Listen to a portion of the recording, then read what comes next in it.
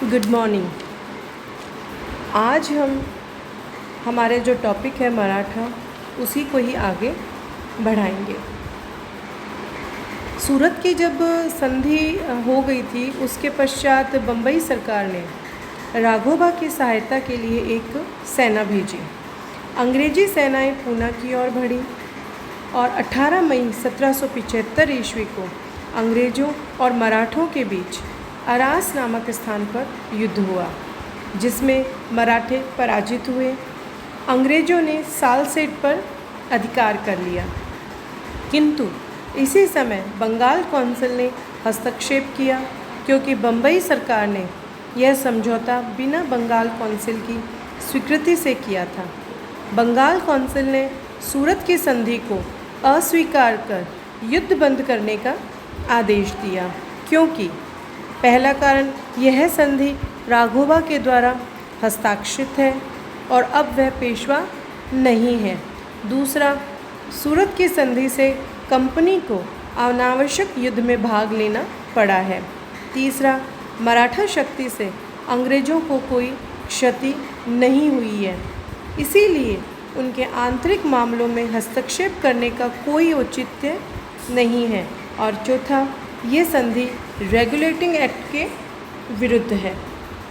यद्यपि बंगाल कौंसिल ने युद्ध बंद करने का आदेश दिया था, फिर भी युद्ध बंद नहीं हुआ। तब बंगाल कौंसिल ने कर्नल अपटन को मराठों से बातचीत करने के लिए पूना भेजा और इसके बाद में मार्च 1776 ईस्वी को दोनों पक्षों के बीच में पुरंदर की संधि हो गई। ये जो संधि थी, इस संधि की जो शर्तें थी वो इस प्रकार से थी। पहली, अंग्रेज़ों ने राघोबा के लिए जो रकम खर्च की है, उसके लिए मराठा अंग्रेज़ों को 12 लाख रुपए देंगे। दूसरा, सूरत की संधि को रद्द कर दिया गया। मराठों ने राघोबा को 3,15,000 रुपये वार्षिक पेंशन देना स्वीकार कर लिया। तीसरा, राघोबा अब कोई सेना नहीं रखेगा तथा गुजरात में कोपरगांव जो है वहाँ जाकर बस जाएगा। और चौथा, युद्ध में अंग्रेज़ों ने जो क्षेत्र प्राप्त किए हैं, वे अंग्रेज़ों के पास ही रहेंगे।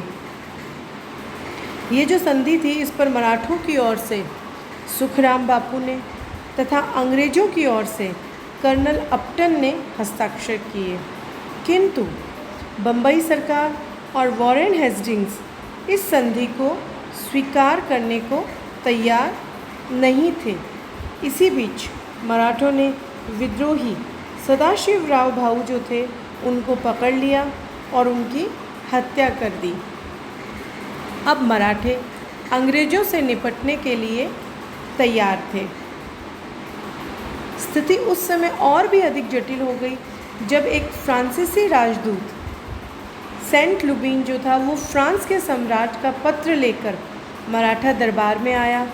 मराठे जो थे, उन्होंने उसका राजदूत जो था फ्रांसीसी, उसका बहुत ही अच्छे तरीके से स्वागत किया। लेकिन वहीं जब अंग्रेज़ राजदूत जो था मॉटसन, ये पूना पहुंचा, तो इसको कोई विशेष महत्व नहीं दिया गया था और इसी वजह से ये अफवाह फैलने लगी कि मराठे और फ्रांसीसी जो है, इनमें आपस में संधि हो गई है। उधर मॉटसन ने मराठा दरबार में एक जो मंत्री थे मोरोबा, उनको अपनी ओर मिलाकर नाना फडणवीस और सुखराम बापू, इनमें आपस में फूट डलवा दी। सुखराम बापू जो कि पुरंदर की जो संधि हुई थी उसके हस्ताक्षर करता थे, वो विद्रोही हो गए और उन्होंने गुप्त रूप से बम्बई सरकार को लिखा कि राघोबा को पेशवा बनाने में वह उनकी मदद करने के लिए तैयार है। इसीलिए बम्बई सरकार ने कहा कि चूँकि पुरंदर की जो संधि है, उस पर हस्ताक्षर करने वाला यानी कि सुखराम बापू, वो स्वयं हमारे निकट आ रहा है, तो इसलिए हम फिर से युद्ध शुरू कर सकते हैं और युद्ध शुरू जब किया जाएगा तो इसे संधि का हस्ताक्षर संधि जो है उसका उल्लंघन नहीं माना जा सकता। बंगाल कौंसिल ने इसका विरोध किया, किंतु वॉरेन हेस्टिंग्स ने बम्बई सरकार का समर्थन किया। यद्यपि मराठों ने स्पष्ट कर दिया कि फ्रांसीसियों के साथ उनका कोई भी संधि जैसा कोई संबंध नहीं है, और उन्होंने फ्रांसीसी जो राजदूत था लुबीन, उसको भी वापस भेज दिया। लेकिन हेस्टिंग्स जो है उन्होंने मार्च 1778 ईस्वी में बम्बई सरकार को युद्ध करने का अधिकार दे दिया। बम्बई सरकार ने जो थी उसने युद्ध जो है वो शुरू किया। दोनों पक्षों के बीच में युद्ध हुआ, जिसमें अंग्रेज जो थे वो पराजित हुए। इस पराजय के साथ ही बम्बई सरकार को एक अपमानजनक समझौता करना पड़ा। 29 जनवरी 1779 को दोनों के बीच में बड़गांव का समझौता हो गया। इस समझौते की मुख्य बातें जो थी वो इस प्रकार से थी कि अंग्रेज राघोबा को मराठों के हवाले कर देंगे। दूसरा, अब तक अंग्रेज़ों ने जिन मराठा प्रदेशों पर अधिकार किया है वे सभी मराठों को सौंप देंगे। बच्चों, यहाँ पर ये देखना बहुत ज़रूरी है कि जहाँ पुरंदर की संधि में एक शर्त ये थी कि अंग्रेज़ों ने जिन प्रांतों पर अधिकार कर लिया है वे जो प्रांत क्षेत्र जो है अंग्रेज़ों के पास ही रहेंगे। लेकिन इस बड़गांव के समझौते में इसके बिल्कुल विपरीत बात हुई थी कि जो अंग्रेज़ों ने जिन क्षेत्रों पर अधिकार कर लिया है वो मराठों को सौंप देंगे। बड़गांव समझौते के अंतर्गत एक अन्य जो बात तय हुई थी वो ये थी कि जब तक अंग्रेज इन शर्तों को पूरा नहीं करेंगे तब तक 2 अंग्रेज अधिकारी बतौर बंधक मराठों के पास कैद में रहेंगे। बड़गांव का जो समझौता था ये एक तरह से बहुत ही अंग्रेज़ों के लिए अपमानजनक रहा था।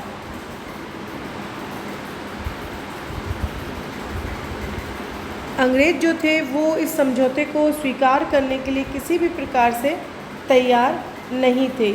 इसी वजह से जो है इन्होंने फिर से युद्ध शुरू किया और मराठों के विरुद्ध हेस्टिंग्स जो है उन्होंने 2 सेनाएं भेजी।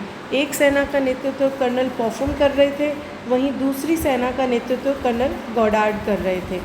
जब नाना फडणवीस को अंग्रेज़ों के आक्रमण की सूचना मिली तो उन्होंने नागपुर के शासक भोंसले, हैदराबाद के निजाम और मैसूर के शासक हैदर अली जो थे उनको अपनी ओर मिलाया तथा अंग्रेज़ों पर आक्रमण की योजना तैयार की।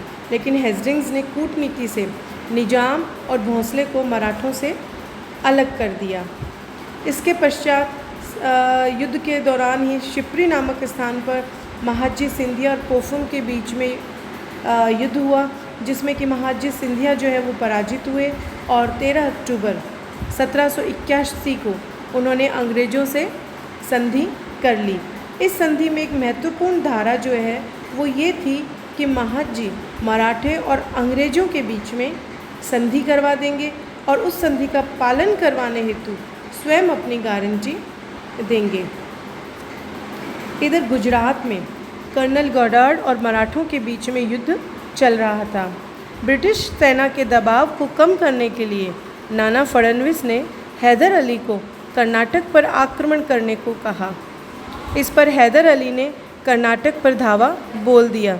इसके बाद तो अंग्रेज़ों की निरंतर पराजय होने लगी। 17 मई 1782 ईस्वी को अंग्रेज़ों और मराठों के बीच सालबाई की संधि हो गई, जिसकी मुख्य बातें जो हैं वो इस प्रकार से थी। अंग्रेज़ों ने राघोबा का साथ छोड़ने का आश्वासन दिया और मराठों ने उसे 25,000 रुपये मासिक पेंशन देना स्वीकार कर लिया। सालसेट और भड़ोच को छोड़कर मराठा राज्य के अन्य सभी भूभागों से अंग्रेज अधिकार त्याग देंगे। अंग्रेज़ों ने माधवराव द्वितीय को पेशवा बनाना स्वीकार कर लिया। इस संधि ये जो संधि हुई थी इसकी स्वीकृति के 6 महीने के अंदर हैदर अली जो हैं वो जीते हुए प्रदेश लौटा देंगे और वह पेशवा कर्नाटक के नवाब और अंग्रेज़ों के विरुद्ध युद्ध में सम्मिलित नहीं होगा। तो अंग्रेज भी उसके विरुद्ध युद्ध में सम्मिलित नहीं होंगे। यदि हैदर अली समझौते के अनुसार कार्य नहीं करेगा तो महादजी हैदर अली के विरुद्ध भी अंग्रेज़ों का साथ देंगे। सालबाई की ये जो संधि थी, इस पर हेस्टिंग्स ने जून 1782 ईस्वी में हस्ताक्षर करके इसकी पुष्टि कर दी थी। ये जो सालबाई की संधि थी, ये काफ़ी महत्वपूर्ण संधि थी। अंग्रेज़ों ने मराठों से जो संधि करके एक तरह से मैसूर जो था उसको मराठों से अलग कर दिया। मैसूर का शासक हैदर अली मराठों की सहायता से वंचित हो गया। हैदर अली की मृत्यु के बाद उसके पुत्र टीपू ने यद्यपि युद्ध जो था ये जारी रखा, लेकिन उसे मराठों की सहायता प्राप्त नहीं हो सकी और इसका परिणाम ये निकला कि अंग्रेज मैसूर की शक्ति को सरलता से कुचल सके। अब जब मैसूर की शक्ति को अंग्रेज़ों ने कुचल दिया तो अंग्रेज पुनः मराठों की शक्ति को नष्ट करने की ओर आकर्षित हुए। इस युद्ध से अंग्रेज़ों को इस बात का पता लग गया कि मराठा संघ के सदस्य पारस्परिक द्वेष से पीड़ित हैं, जिससे वे कभी एक होकर अंग्रेज़ों का सामना नहीं कर सकेंगे।